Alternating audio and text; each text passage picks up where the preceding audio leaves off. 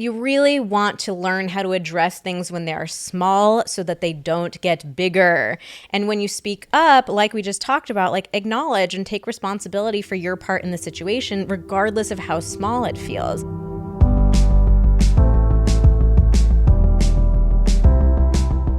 Hello and welcome to the Pillow Talks podcast. We're your hosts, Vanessa and Xander Marin. I'm a sex therapist with over 20 years of experience. And I'm just a regular dude. We share the ups and downs in our relationship while giving you step-by-step techniques for improving yours. Make sure you subscribe for your weekly double date full of totally doable sex tips, practical relationship advice, hilarious and honest stories of what really goes on behind closed bedroom doors, and so much more. It's the sex education you wish you'd had. A few weekends ago, we were doing our usual Ask Us Anything Sundays on Instagram. If you're not following us on Instagram, definitely go on over to Vanessa and Xander You're over missing there. Out. Yeah. So we put up a question box every Sunday. We tell people, hit us with your best questions. And I noticed that there were a bunch of questions about resentment. So when I look through the responses to those question boxes, I'm always looking for themes. I'm like, okay, let me see, what are people asking about? I want to cover the topics that seem to keep coming up over and over again. So there were a ton of questions about resentment, and I thought, okay, let's start this off. I just want to poll. I'm curious, like how many people are currently feeling resentment in their relationships? Because resentment's a big topic. It's a big thing. Yeah, so I just wanted to start with a little bit of data, put up a little poll. I went back to check it a couple hours later, and I was shocked to discover that only 29% of our community said that they are not currently experiencing resentment in their relationship. Wow. Only 29%. Damn. And that's currently, too. That's not even like, have you ever experienced resentment towards your partner? Which, I mean, I think most people, well, okay, setting partners aside, I think everyone has experienced the feeling of resentment. I would imagine most people who've been in a relationship for a while or multiple relationships has felt it at some point or another. So we decided we've got to do a whole episode about resentment because it's a huge topic, like Xander just said. Resentment, it doesn't feel good to feel, and it can have some really serious consequences on your relationship. So we decided that today we had to do a deep dive into understanding resentment and, most importantly, how to overcome resentment in your relationship. Yeah, I think resentment is one of those things that it's not if it will eat away at your relationship, it will eat away at your relationship. And eventually it will likely end a relationship if kept unchecked. I think that's just the reality of the situation. It's something that we don't always realize because not that many people talk about it. But resentment can feel like a small thing. It can feel like a no big deal thing until it's not. It's one of those things that builds and builds and builds. And we'll talk more about exactly what resentment means. But resentment doesn't fix itself. So we're really excited to do this episode and dive deeper into this and talk to you more about what resentment is, what it isn't, and how to fix it. So before we do that, I got to give you this week's review of the week. Amazing, amazing, amazing. I love this podcast and listen every week. I found Vanessa and Xander on Instagram a couple years ago, and I've loved their content ever since. In the last month, I binged all the previous episodes and introduced my partner to it as well. Wow, that's some dedication. We are working our way through Sex Talks and the workbook together and have bought a couple of other courses as well. It has been a game changer for our relationship to learn and grow together. Wait, I misheard that. I for some reason I heard like in the last year, but no, in a month you have listened to every episode? That is amazing. Good for you. Good for Hell you. yeah. That's dedication. Wow. We love the representation and hope to see even more content geared towards the LGBTQIA plus community. I recommend this podcast to anyone looking to grow personally or in their relationship. As I stated in the title, amazing, amazing, amazing. Wow. Thank you for this amazing, amazing, amazing review. It makes me feel amazing, amazing, amazing. Yeah. If you have not heard us talk about reviews before, though, they are so important to the podcast. This is not just us wanting to feel good about ourselves every Tooting week. our own horn. Yeah, it truly is the best way to help the podcast grow, because when Apple and Spotify see that there are more positive reviews on a podcast, they're more likely to feature it, meaning that more new people are likely to find the podcast and binge it themselves. So it really helps us. If Pillow Talks has ever taught you something, given you a good tip, made you laugh, we would really appreciate you taking 60 seconds to leave a review. So here's how you do it. You go over to the main Pillow Talks page on Apple, scroll to the bottom, you'll see the review section there. All you need to do is type a couple quick sentences into that little box, and we do a review of the week giveaway every single week as our way of saying thank you for leaving a review. So if you hear your review read in an episode, email us at info@vmtherapy.com and we will get you hooked up with a prize. There are prizes for reviews. All right, let's get into the episode, and let's start with talking what the heck is resentment in the first place. Yeah, I feel like resentment is one of those things where we don't really have a commonly accepted definition. I bet if we go in and ask 10 people what it means, we'd get 10 very different responses.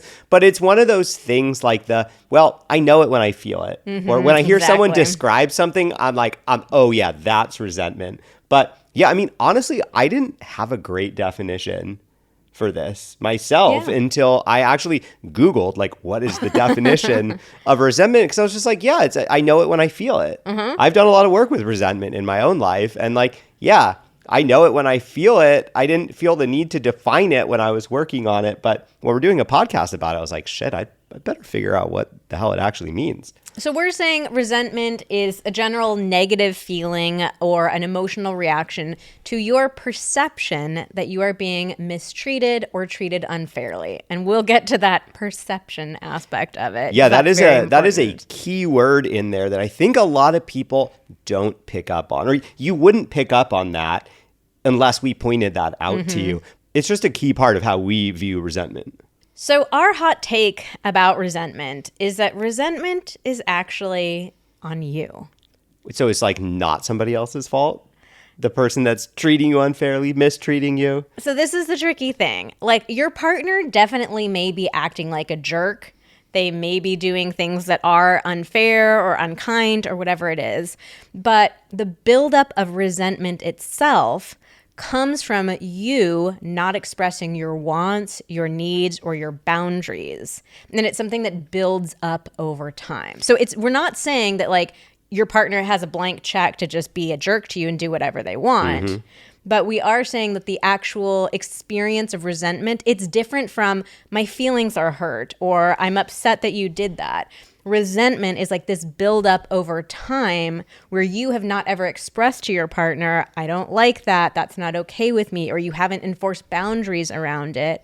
And so over time, it turns into this stronger feeling. Yeah, so the part that is on you, it's sort of twofold. There's the like not saying something in the moment, right? So like allowing it to get to a point where you don't feel good about something, but you don't say something. So then you start to stew on it. You start to ruminate, and then you continue to not express your needs or share any feelings that are coming up for you, because nobody feels resentment like immediately. It's not like a boom, resent, like, oh, you said something, I resent you. Resentment is something that it stews. I mean, it's almost like it's cooking, and it takes however long it takes to cook the resentment, and then it's ready after a certain amount of time. And so, yeah, it is on you, the fact that you had a feeling that was not resentment. Maybe you were angry, you were upset, you were disappointed. You could insert all kinds of different feelings or emotions right there. That's what you felt initially. Then you didn't say something, or you didn't say enough about it, or you weren't even aware that you felt that. And then at a certain point, you became aware, or you decided not to say anything, and then it just built and built and built. And then, boom, then it's resentment.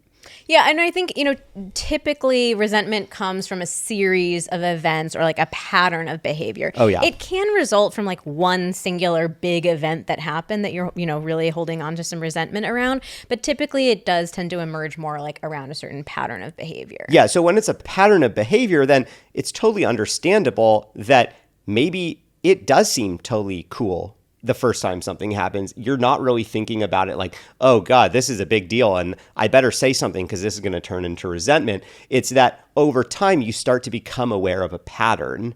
And then all of a sudden you start to kind of view the things that happened in the past through a different lens, because you're starting to see, oh, maybe this is a malicious pattern, or I'm like putting these pieces together and not feeling good about it. So it's not like we're saying, oh yeah, all you have to do is just say something in the moment. You might become aware of it later, but then there's still that part that's on you of the, okay, this has built up into something. I've started to see a pattern here, and now I'm not saying something about it. I'm not doing something about it. I'm allowing the resentment to continue.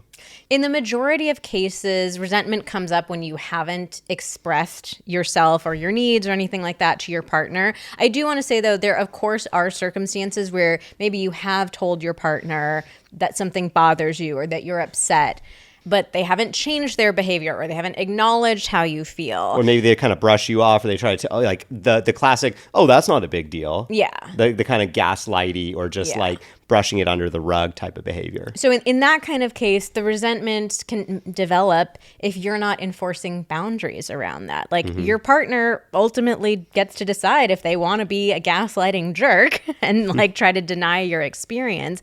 But then it's on you to say, you know, yeah, this behavior isn't acceptable to me. So I'm going to do X, Y, Z, or I'm going to even remove myself from this relationship. But ultimately, it's like a lack of expression of needs, wants, or boundaries. Other dynamics within you that might contribute to resentment building and building include needing to always be right, wanting your partner to read your mind, having unrealistic expectations. Oh, the expectations, that's a big one. I know that's one for me. People pleasing and ineffective communication. So if you find yourself relating with any of those dynamics that we just listed, I do want to also give you a couple sort of feelings or signs that you might be feeling resentful. Because I think the reality with resentment is that it's not always something that we are immediately aware of. It's like often we start to feel it once it's gotten really big. And at that point, we can kind of trace it back and be like, okay, yeah, I can see how I was starting to feel that a while ago. So we want to give you a list of different things that can be signs that resentment might be starting to brew. So that's like if you find yourself feeling angry, irritated, or frustrated often at a certain person or at them doing a certain activity or a certain situation. Maybe you find yourself having a snippier tone. Oh, yeah, the tone. The tone tells all. Yeah. Find yourself being passive aggressive. I mean, that's a classic one because, you know, resentment is all about not expressing how you really feel. And it's passive aggressive is like, I'm not going to tell you what's really going on, but I'm going to just be... I'm going to try to show you. I'm going to try to show you. It could be bad-mouthing your partner, especially if you find that you're bad-mouthing your partner behind their back a lot. That's a great sign that there is something going on that you're maybe willing to tell other people about, but you're not willing to talk to your partner about. Some other possible signs that you might be starting to feel resentful are comparing your partner to others behind their back or to their face, using blanket or generalized statements. This is like always or never. Oh, you never do this. Yeah. You're always doing this. Purposefully withholding from your partner. That's really a sign that the resentment has crept in. So that could be like affection or sex or all kinds of things. Yeah. Losing hope in the relationship and losing sexual desire. That's a big one that I think a lot of people don't make the connection between. That if you're feeling resentful of your partner, it's going to be very difficult to get super excited and hot and horny about having sex with them. Yeah, I feel like those, the losing hope, losing desire, those maybe are like later stage symptoms of resentment, especially the losing hope. I think it's like, you know, at first we tend to go through more of the kind of showing the signs of anger and stuff. And then eventually, you know, you can only feel angry about something for so long. Eventually we start to feel defeated. Yeah. We start to lose hope. And that's where it's like, that's getting into the territory of that's a lot harder to come back from, honestly. So that's a great reason to really want to try to address these things earlier, because nobody wants to be in that situation where you're just in a relationship that you feel hopeless about. Oh yeah, that's horrible. So next we turned to our community and we asked, what are you feeling resentful of? Like, let's get to the bottom of it. What specific situations are stirring up this feeling for you?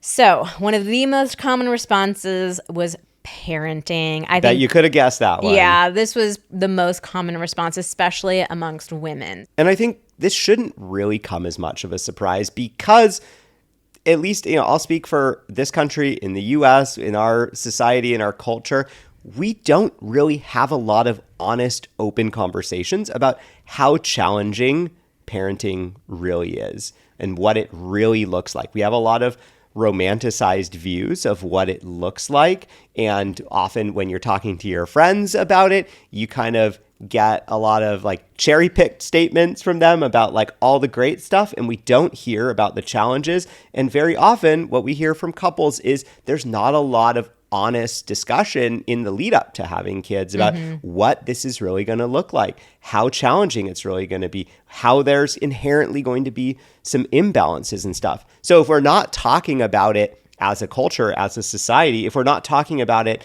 as a couple before it even happens, then of course it's going to be really hard to talk about it in the moment, to express what's going on in the moment, because you weren't even expecting to feel these things, right? So this one is like no surprise at all. And it's just like one more reason why it would be so nice if we could, as a society, start to talk more honestly about this stuff up front.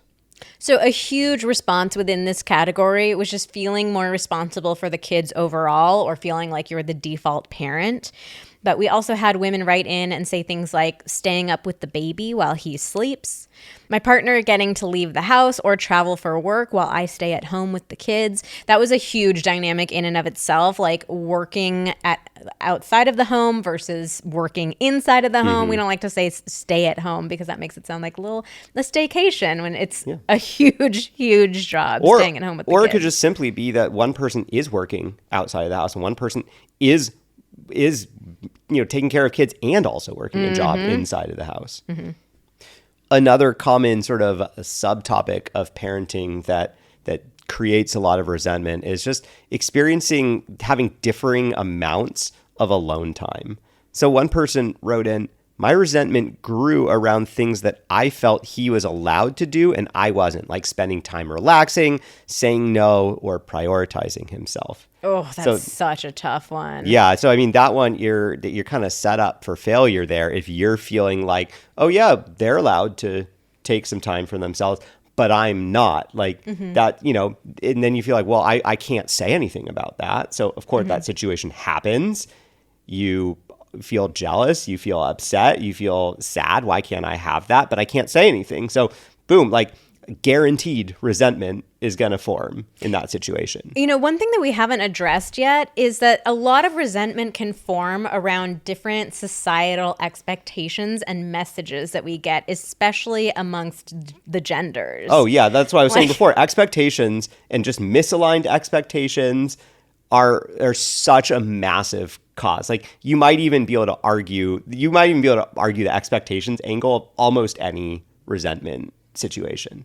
Well, I mean, like specifically with parenting, women get so many messages about how we're supposed to be like completely self-sacrificing, complete caregivers and caretakers. Like moms are made to feel so guilty for taking even the tiniest ounce of alone time for themselves or prioritizing themselves over their kids, even for like a minute. Whereas dads, I think, are given a lot more leeway of like, oh yeah, no, it's okay. You need to take care of yourself.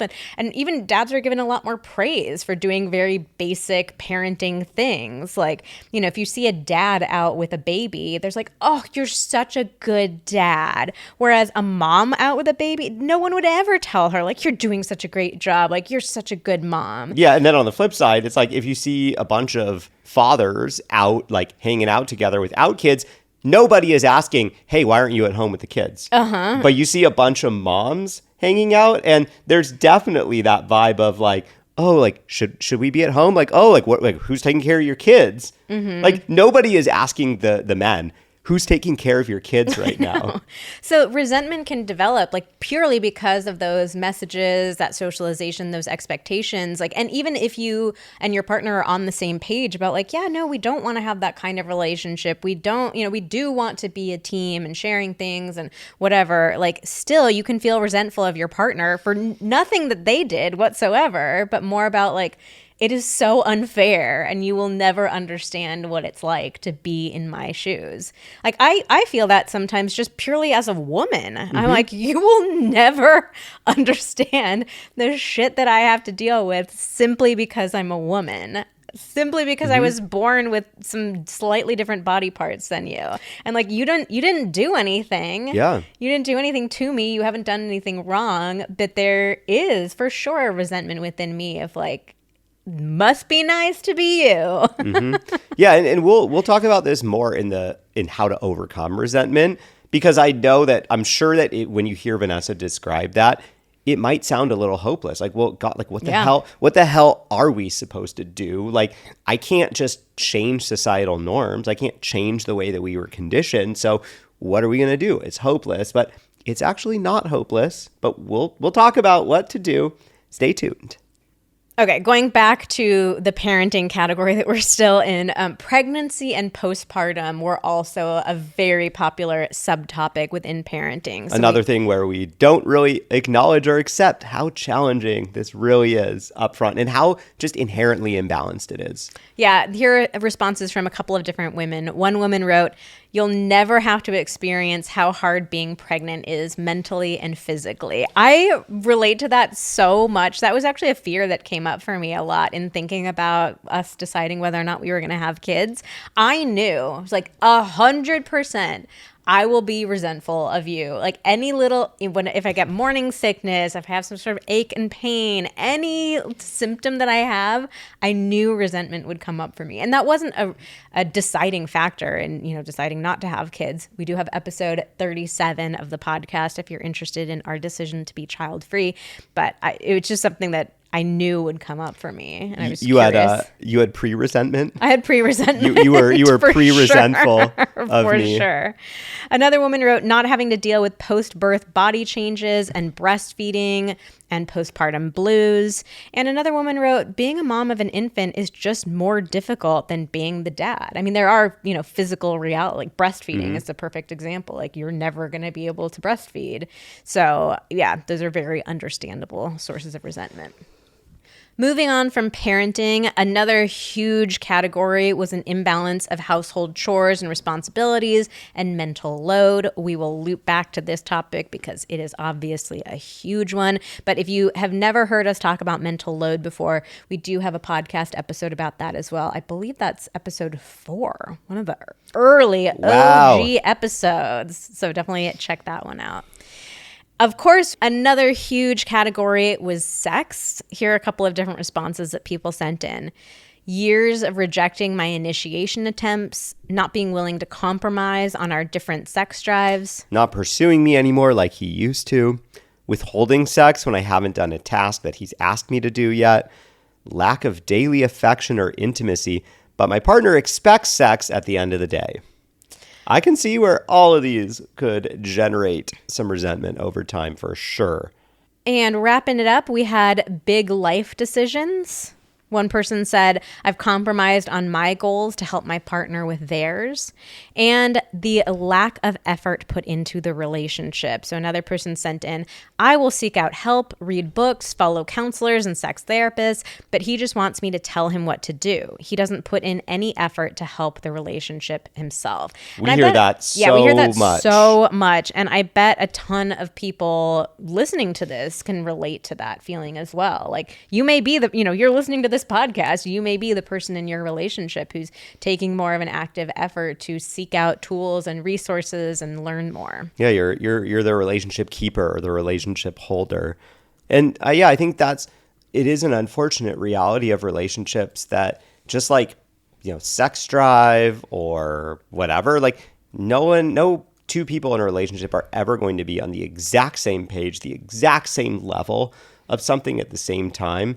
And so, there almost always will be someone that is more invested isn't the right word, but like taking more of the mental load for keeping up the relationship. That's not saying that it's okay for one person to just be like, oh, just tell me what to do. Mm-hmm. But there is the reality that there may always be some amount of imbalance there. It's just a matter of, are we able to get to a balance where we can accept that this feels okay, or that, the person that maybe carries a little less of that is like, okay, I'm not seeking this stuff out, but when you have a suggestion for me, I'm a hell yeah, like, let's try this out. Okay, let's talk next about the impacts of resentment. So first and foremost, resentment does not feel good to feel, right? Like nobody enjoys feeling resentment. So it just doesn't feel good in and of itself, but it also can lead to a lot of negative impacts within your romantic relationship. More stress, more fighting. I think it can contribute to a lack of trust. It can feel like you are not in a true partnership with your partner. Like at times it can even feel like you're opponents rather than teammates. It can certainly lead to a lower sex drive. We discussed that a moment ago.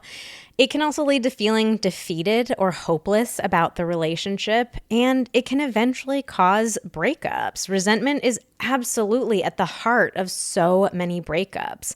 So resentment is something that we really need to get a handle on because the impacts of it, the consequences of it can be severe.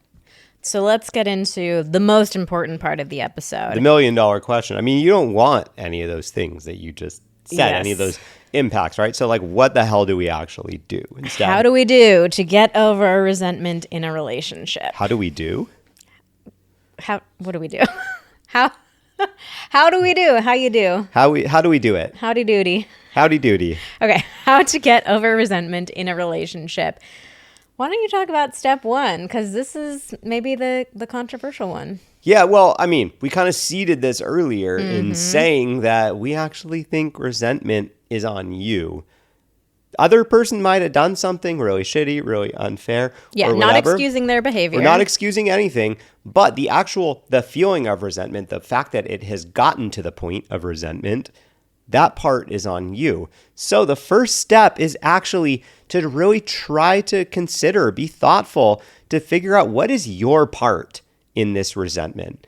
Whether that's just like a small way that you contributed to a bad situation, or it could even be just that, all it is that you not saying something and allowing those feelings to grow. Like once you became aware of them. I think the problem with resentment is that once we become aware of it, it is such a big feeling. It's really easy to forget that we may have played some part in that, that maybe whether it's a pattern of behavior, whether it is one really crappy situation that happened, you may have had some very small role in that, but it's really hard to see that once you feel all that resentment. And it's really hard to even see your role in allowing it to get to where it got. Because you're like, well, God, it feels so big. Like this person did this to me. This situation created this. Like I can't have anything to do with it. So I think one good question to ask yourself could be, what made this turn into resentment rather than upset or hurt feelings or disappointment or whatever it is? Like resentment is a different kind of experience. It's not just a like, hey, you did something that I didn't love or that hurt me. It's like it has turned into resentment within me. So trying to get clear for yourself of what is that distinction within me. And I think another thought that I'll throw out there when it comes to considering your part, because I know this can be so hard. I know a lot of people hearing this might be feeling like this is just a non-starter. For me, the way that I like to think about considering like my part in something, even if it feels really unfair, even if it feels like, God, it can't, like my part is so small or non-existent or negligible that like it can't really have played any role in it. I try to think of it from the I like to think of it, it's a reframe for me to go like, you know what, this is about keeping my side of the street clean. So let's say you live on one side of the street, your neighbor lives on the other side of the street, and they are really, really messy. There's like trash all out, trash in their front yard. It's overflowing onto the sidewalk. They never like pull the weeds. It's a total mess. And they get to do what they're going to do, right? Like their place is what it is. You could do two things. You could be like, well, God, like their place is such a mess. Like it almost doesn't even matter what I do with my side of the street. Like it's always going to be cleaner than their side. So like no one's going to like fault me for having a little bit of I don't know, a little bit of like messiness on my side of the street, right? Or you could be like, you know what? This is my house. To me, it feels important to keep my stuff clean so I can feel proud of it. I can feel in integrity with the way that I want to live my life. So I try to kind of separate from what's happening with the other person. Even if it's something really horrible, it's like, you know what? This is my opportunity to keep my side of the street clean. This is my opportunity to just to be a good person, to be a thoughtful, reflective person, and just take responsibility for what I can take responsibility for. I know that might feel hard right now, but like in 6 months or in a year, believe me, it's going to feel so much better knowing that, you know, you took care of what you could take care of, and you let the chips fall where they may be beyond you. But like, I took care of me. I did the right thing. I get to sleep, you know, I get to rest easy every night, like a year from now, knowing that I did that. To overcome resentment, you also need to learn how to talk openly and honestly about your feelings as soon as they come up. Again, like the pattern behind resentment is letting things fester, and they just sit inside of you and they get stronger until finally it's boiled over into resentment. So the antidote to that, antidote. Wow, the anecdote. You know what? God, I wish we just had a simple anecdote. Kate. Antidote. I caught myself. I like my, you know, keeping my side of the street clean anecdote. That is nice, but no, we don't have a truly simple anecdote. You really want to learn how to address things when they are small so that they don't get bigger. And when you speak up, like we just talked about, like acknowledge and take responsibility for your part in the situation, regardless of how small it feels. And this can work wonders in having those conversations with your partner. Like, of course, if you come in hot with your partner and you're like, you did this and you did that, and I'm just telling you this now so I don't turn into resentment later. Like, obviously that's not going to go over very well. But it's also going to sound like, well, it sounds like it's already resentment. Yeah. But if you can come in and say, you know, I want to talk to you about this situation. Look, I want to acknowledge my part in this. This is something that I contributed to, or, you know, a way that I didn't set us up for success. Like that instantly softens things up for your partner, and that makes them more willing to listen and makes the two of you feel more like teammates, like talking through things together. And I think you just modeled like the final point in that, which is, you know, we said it's really important to consider your part in the resentment, and it's equally important when you start talking about it to make sure you acknowledge your part in things, acknowledge your responsibility. Ideally, at the very beginning of the conversation, that is going to be the best way to soften things, to make it feel like, hey, like I'm taking responsibility for some stuff, and I have some feelings about this. Yeah. You know, it helps your partner see like, oh, okay, this is a two-way street. This isn't just like, I'm not just like, they're not just shitting on me. You know. Yeah. That helps emotionally. Yes, emotionally. I guess it's worth clarifying that on this podcast of all podcasts. So yeah, but yes, that is really the key to opening these conversations successfully and with grace. So like Vanessa said, you do have to speak up. And here's the thing, even if you really feel like saying something isn't going to do anything, I think that's so common. There's that voice in our head that's like, well, like what would I even say anyway? Or like, how can what I have to say about this make any impact? Especially if this is like a societal thing or something. Like, how the hell am I going to change like the way that everybody talks about this? Or how am I going to change like my whole lifetime of being socialized in a certain way? But here's the thing, speaking up, saying what you're feeling, you're not doing that to actually fix a problem. And I think that's where a lot of people get tripped up here. They're thinking, oh, we need to solve whatever the problem is. Maybe you can solve the problem, maybe you can't. But the reality is that talking about it, it's about voicing your feelings. It's about being able to get it out of your head and get it into reality where somebody else is going to hear it. Because that's like the big thing with feelings is that they feel so much bigger when they only exist inside of us. We have to be able to get them out into the world. That's how we process them. That's how ultimately like we actually get to feel closer to our partner or whatever, is knowing that, oh, I can share these things and then they can start to dissipate and we can trust each other. So it's not actually about solving the problem. Yeah, like you're not going to solve 20, 30, 40 years of your own social conditioning. You're not going to solve like the way society talks about something, but you are going to be able to express how you feel about it, and you're going to give yourself a chance to start processing those feelings. Okay, some more tips. Don't use absolute statements. This is kind of communication 101 stuff that we go over, but things like you never or you always, they're just one-way ticket to the two of you getting into an argument that's purely logistical and that is not going to address any actual emotional, undertones of it. You're not going to actually resolve the issue. You also need to learn how to make specific requests of your partner. So a lot of times we develop resentment when we have expectations that we haven't voiced to our partner.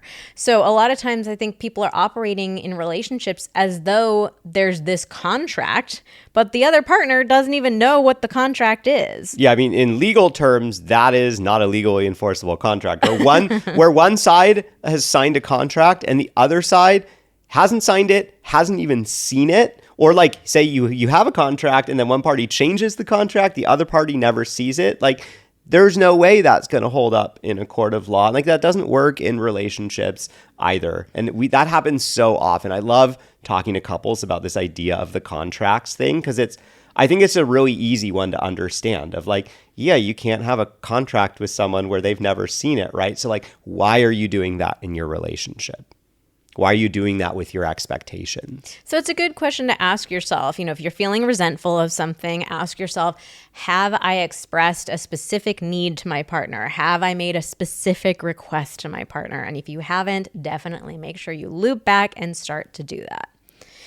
Another tip, if resentment has already started to develop within you, is to remind yourself of the positive things about your partner. And I think this tip really applies more for those situations where it's like little tinges of resentment or it's about those everyday things. Like we're not saying, if your partner has cheated on you or your partner refuses to do any household chores, like this is not a situation to be like, let me just remind myself of the positives.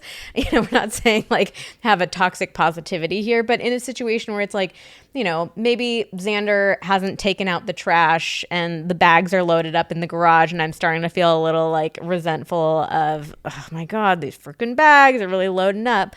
Like in those kinds of smaller situations, reminding yourself of like, hey, my partner does contribute in a lot of other ways. They are genuinely a great teammate.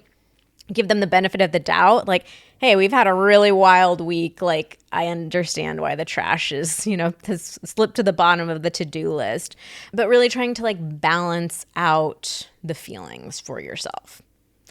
Another tip is to take better care of yourself. I mean, I think this comes up a lot with the parenting examples. Mm-hmm. If it's so easy to feel resentful of your partner if you are not taking care of yourself, if you're not doing anything for yourself. And I sometimes hate when people talk about self-care because it often gets framed like it's so easy, like just more self-care, girl. Yeah, just do it. Yeah, and it's like most of us are feeling so overwhelmed and busy and stressed and just generally terrible that like even the idea of taking 5 minutes to walk around the block or read a book, like that can feel like a Herculean task sometimes. And also, of course, like we're not saying the solution to every situation is just take a bath. Sometimes there are deeper conversations that need to be had and bigger issues to resolve. And all that being said, at the same time, like you taking care of yourself still is really important.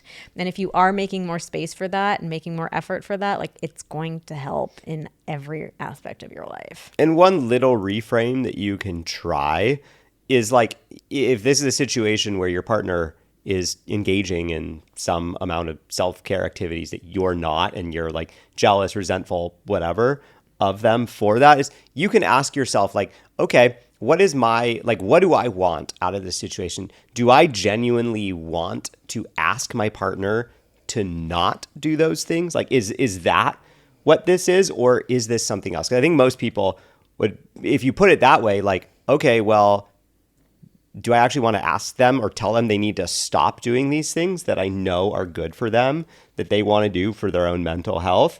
Most people will be like, well, yeah, that's not really what I want. That can help you be like, okay, well, that's probably a good sign that it might be really hard for me, but I need to do a better job of doing this for myself too. Another strategy for overcoming resentment is making a plan for the mental load. We are so passionate about this because it comes up in pretty much every freaking relationship.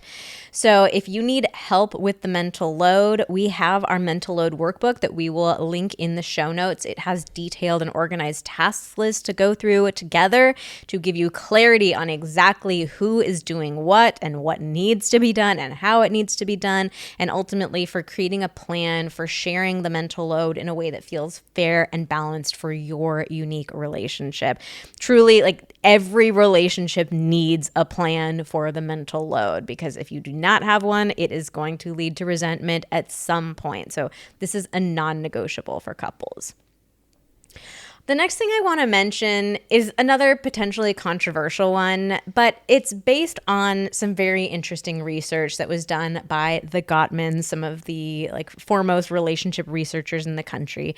And they found that 67% of conflicts in relationships are unresolvable. So 2/3 of the conflicts you have with your partner are things that are never going to be fully resolved. And a lot of times we drive ourselves nuts trying to fix these things that really frustrate and annoy us, when the reality is that we're just never going to be able to fully fix them. So one example that comes up for us is timeliness. We both operate with different relationships with time, and we have pretty frequent spats and arguments and tension around being late, one of us being later than the other. Xander. We have different perceptions of the different ways that we each care about timeliness, because we could really get into that. Vanessa feels like I have a different relationship with time, and I do feel like she has a different relationship with time than she is always aware of. Yeah, it's a thing for us. And, we've spent a lot of time feeling like we were banging our heads against the wall, trying to fix this issue and get on the same page about it and never fight about time ever again. And we came to a point where we had to recognize this is just always going to be an issue in our relationship. And we have to accept that. And that doesn't mean that we're not allowed to get irritated with each other. We still, of course, have those frustrations and moments of tension, but it's just this recognition of this is part of the price of admission of being in a relationship with each other. And for us, the positives of this relationship vastly outweigh the negatives, but there's a price of admission in any relationship. And so I think trying to look at your conflicts and think about are there, which of these, not are there, because there are, at least 2/3 of them are, which aspects of our conflict are just going to be unresolvable? And might we approach it in a different way, knowing, hey, this is just part of the price of admission? Yeah, it's more of can I aim for acceptance rather than solution? And that gets back to what I was saying earlier about sharing what's coming up for you. It's not always about solving the problem. Most of the time, it's not about solving the problem. It's just about being able to share what's coming up for you so that you can start to process those feelings. And it can be really hard to share and start to process those feelings if you're feeling this pressure, or you're putting pressure on yourself of well, we have to solve this problem. If you can instead be okay, can I see myself getting to a point where I or we can just accept that this is an unresolvable thing? We're always going to have a difference of opinion here, but we can still share what comes up for us when we bump into that difference of opinion, what the impact is. That's what Vanessa and I do about timeliness. We, just because we have accepted that we're kind of going to agree to disagree forever on this issue, that doesn't mean that we don't ever get to share with each other hey, I feel a certain type of way that it feels like you're going slow here, or you're not valuing us getting here on time or whatever. So we each very much share those things with each other. And it's a lot easier to share and hear those things when we know that it's just about when Vanessa shares with me, all it is for me, it's about hearing her out and validating her feelings. It's not about, okay, now I have to solve this problem. Yeah. And that leads us straight into our last tip, which is to ask for validation. This is something that so many people are hesitant to do. Like, we all want validation from our partner, but if you're in a situation where you've built up resentment, like, odds are you have not gotten any validation, and a lot of people feel hesitant to ask for it. But sometimes that really is what it comes down to. And it's okay to ask for it. It doesn't make it mean any less to ask for it. But ultimately, resentment comes down to you feeling unheard and unseen. And so a lot of that is you being willing to speak up more for yourself, to share your needs, boundaries, desires, all that stuff, and to really make sure that you feel heard and seen by your partner. So even if this is something that, let's say you've had a resentment for a long time that you've never really talked to your partner about, or maybe it is something that you have talked about, but you've never felt validated or fully seen in it. So asking your partner something like, hey, I want to share with you my experience of this. It would mean a lot to me to just hear you validate it, to hear you say, that makes sense. I see how you can feel that way. It doesn't mean your partner has to agree. They very well have their own perception of what happened in that event, and they may not agree. But validation is different from agreement. Validation is just like, I see that, I understand that, and I validate it. I think it's so important to be able to ask for what you want, especially when it comes to validation.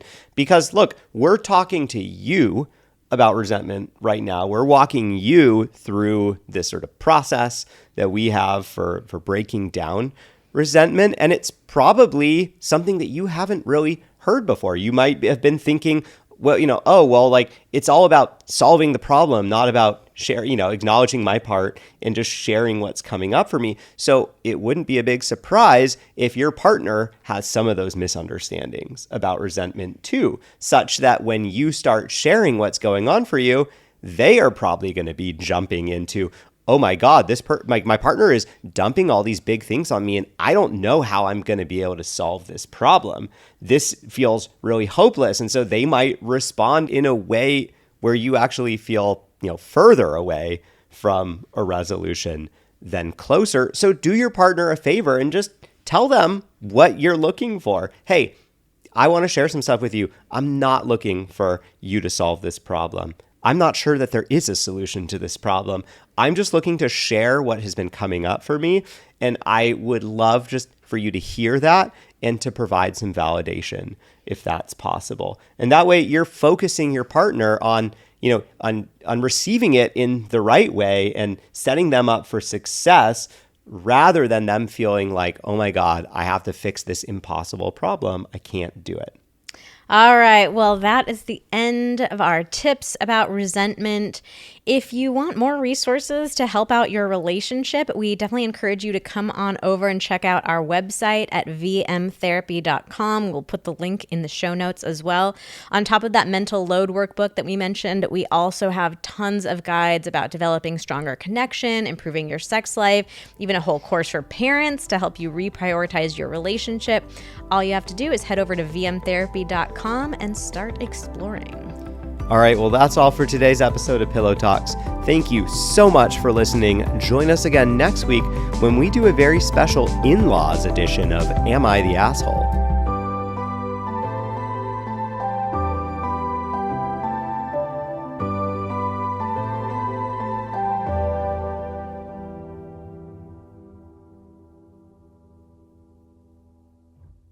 Should I sing you a little distraction song? A little distraction. Oh, I can record the rest of this.